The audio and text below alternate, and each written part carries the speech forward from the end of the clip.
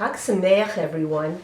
Last year, I began my Rosh Hashanah remarks with, I never expected to be standing up here. I never imagined myself as a synagogue president, and yet here I am. And here we are, a year later, that I can begin with the very same phrase, I never expected. I never expected not to be in our sanctuary, addressing the congregation from the bima, with my hat on my head and not in my hand. Yet here I am, addressing you from my own home. I recently attended a webinar where the speaker referred to the COVID-19 pandemic as the challenge of our generation. I thought it was apropos to address you from my dining room with our family photographs as a backdrop and reflect on the challenges of those who came before me. My grandfather, Jacob, and my grandmother, Bessie, Bubby and Zadie to me, escaped the pogroms of Tsarist Russia to face the challenge of starting a new life in the United States with their 4 children, barely able to speak the language, much less read or write it. What a challenge it must have been for my grandfather, a carpenter, to provide for his family. My mother, Esther, faced the challenge of survival, not once, but twice.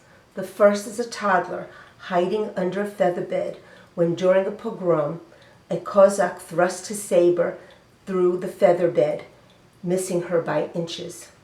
The second was when she was pronounced dead at the age of 14 after back surgery, and a nurse noticed movement as they were wheeling her to the morgue.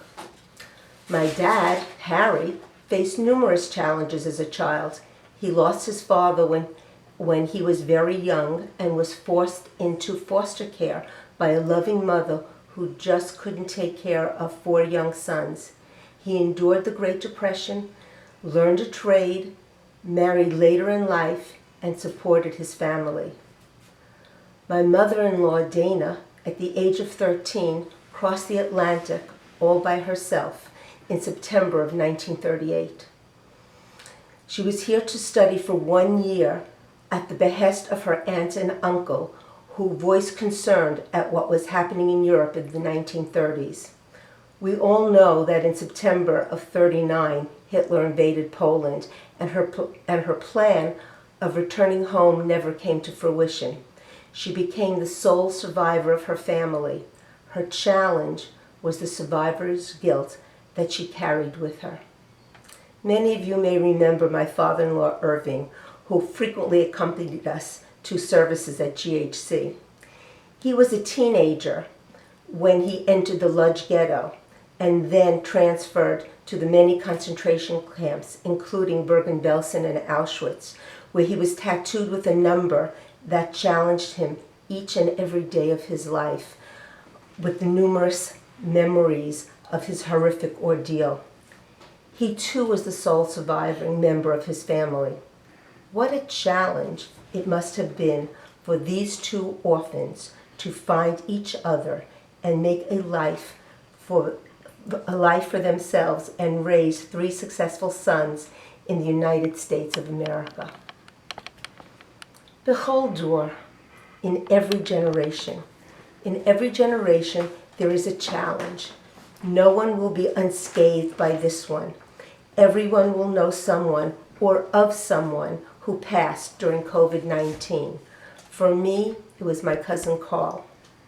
Everyone will know of someone who lost a job or of a business that closed or downsized due to the pandemic. The challenge of our country for the world is to bring us back to normalcy, to find a vaccine, to build back the economy. I can't even fathom about how that can happen. But what I can do is to talk about GHC, the challenges we have faced and the challenges to come.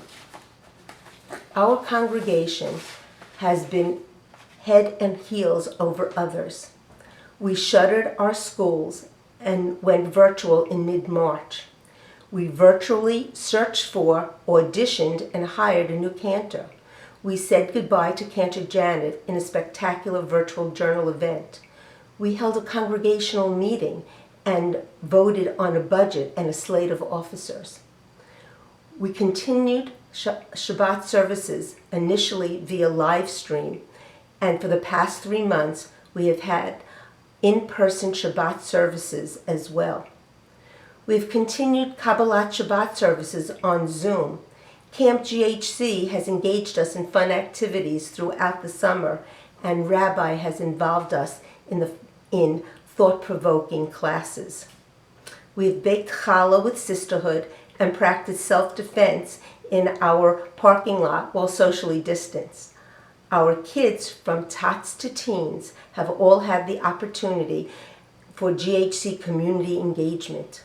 We pulled together as a community, as a congregation.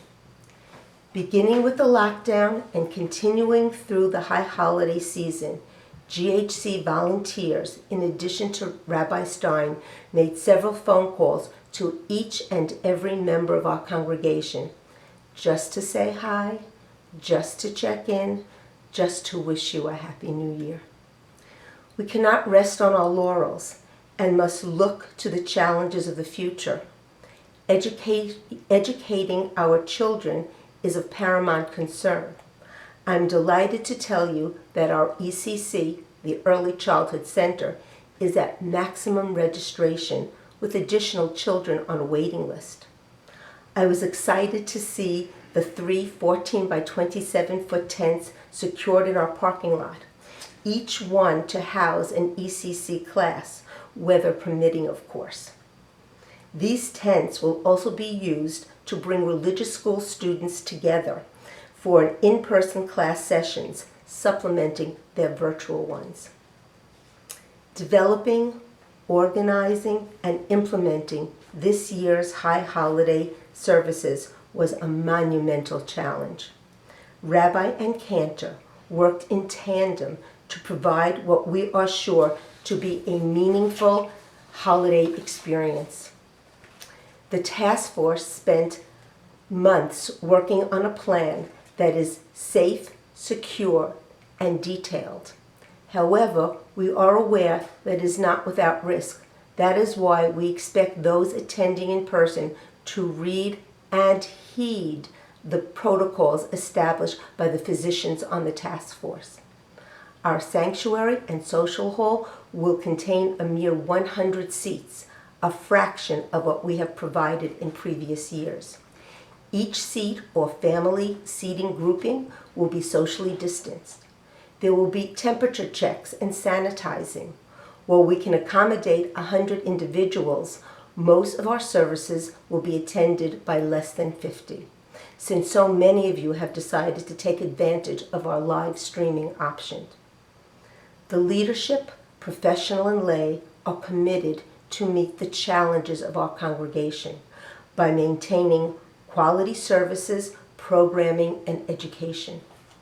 I am heartened by the loyalty, response, support, and dedication of our members. I thank you for your membership.